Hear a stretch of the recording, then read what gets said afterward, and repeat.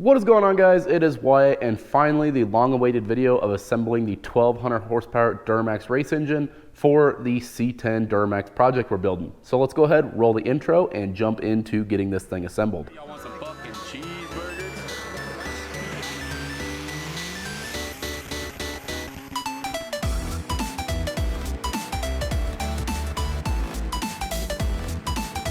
Friendly with redneck. Hi.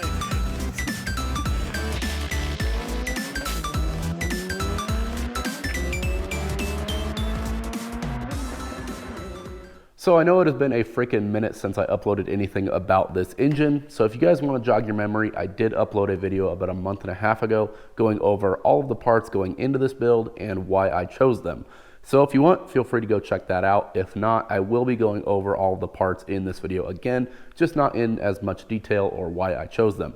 So with that being said, let's go ahead and jump right into getting this thing put together. Just a quick side note, I have already gone ahead and done the final cleaning on this block, and I've also gone ahead and installed all brand new cam bearings. So what we're going to do now is take our main bearings, get those installed. We're going to install our main caps and our new girdle. We're going to torque everything down to spec, and then with a dial bore gauge, we are going to measure what our main bearing clearance will be.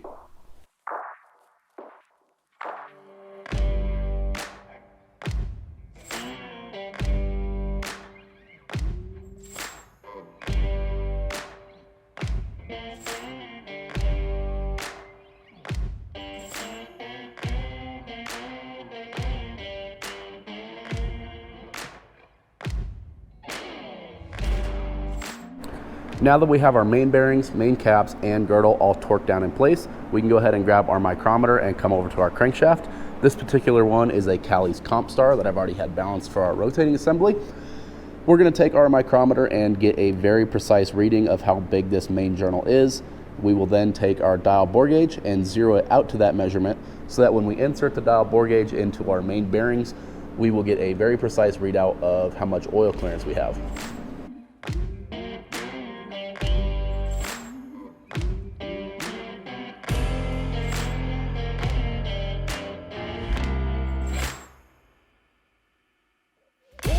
So we just finished up measuring for our main bearing clearance. Ours all came out to right about 3 thousandths, which is well within spec. On a build like this, I shoot for about 2.5 to 3.5 thousandths of oil bearing clearance on the mains. So next we're gonna measure our rod bearing clearance, and to do so, it'll be somewhat like measuring the mains. We're gonna take our micrometer, mic it up on one of the rod journals on the crankshaft. We will set our dial bore gauge to 0 from that measurement. And then we will take our connecting rods, install our bearings, install our caps, and torque them down to spec. And then using our dial bore gauge, we will measure what our bearing clearance is there.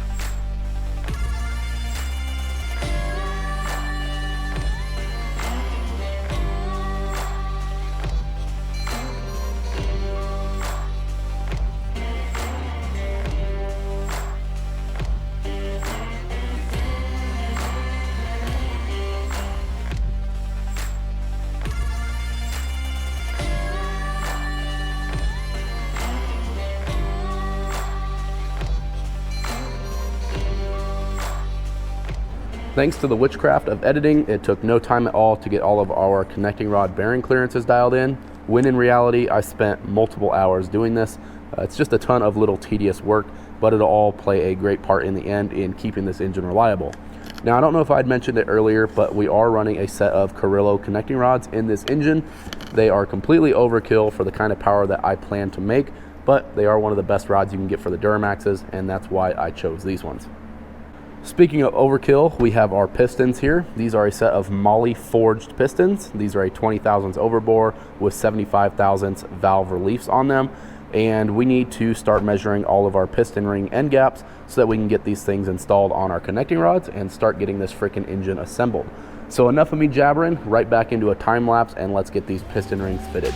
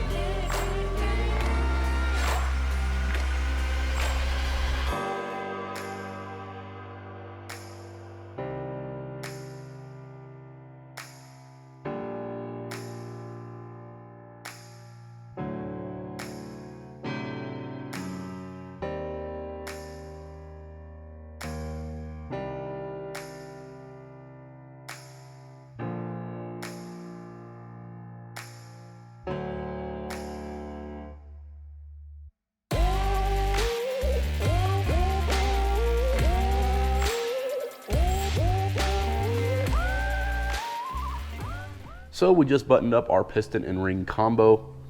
Piston and ring. So we just finished up our piston and rod combo. As you saw earlier, we had gapped all of our piston rings, got those installed, and then we connected our connecting rods to the pistons. So these things are completely ready for install. The next thing we need to do is get the bottom end ready for those.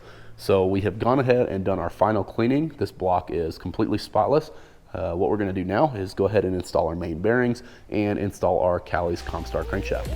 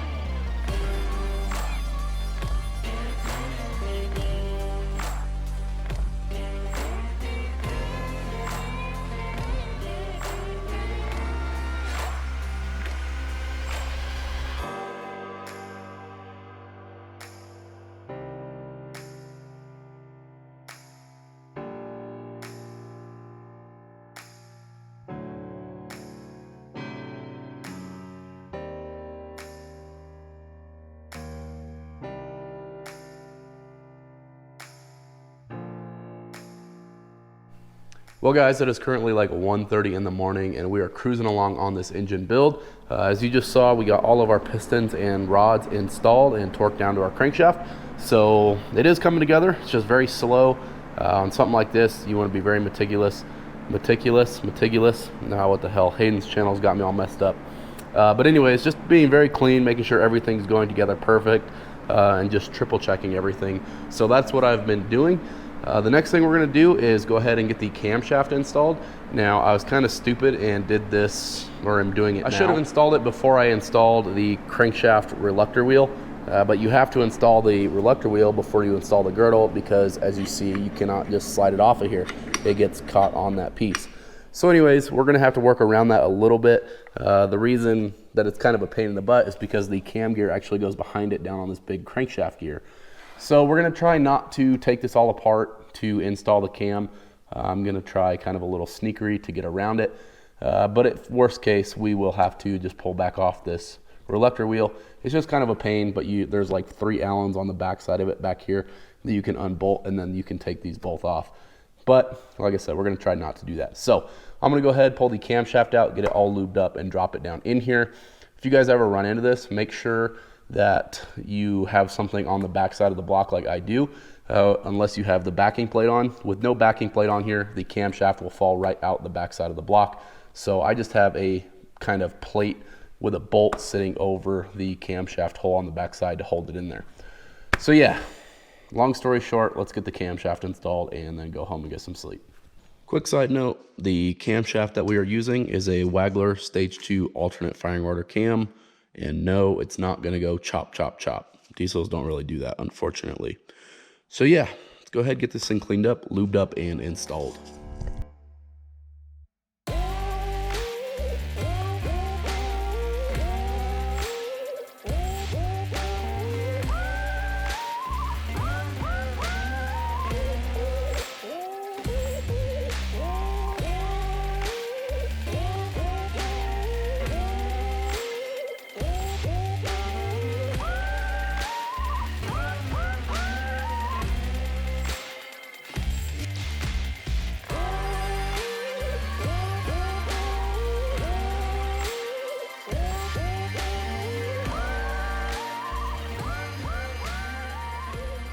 As you can see, we got our camshaft installed, and it actually installed a lot better than I thought it was going to. I 100% thought we were going to have to take off this reluctor wheel to get this in here, but it actually worked out really well. Hindsight 2020, I would definitely install a cam first next time, but in a pinch, it ended up working out in our favor. So that's where I'm going to leave off for tonight. Unfortunately, I'm just out of time to finish this thing up, but it will make for an interesting next video. Obviously, there's still a lot we need to do to this engine. We need to put all of our, just bigger components on it. So like the oil pan, backing plate, the cylinder heads, all the fuel system, all of that stuff. But like I said, that will be all in the next video. One thing I want to ask you guys is stuff like the oil pan, the front cover, just like a bunch of the accessory brackets and stuff. I kind of want to paint them, and that's also why I'm holding off on just finishing this tonight.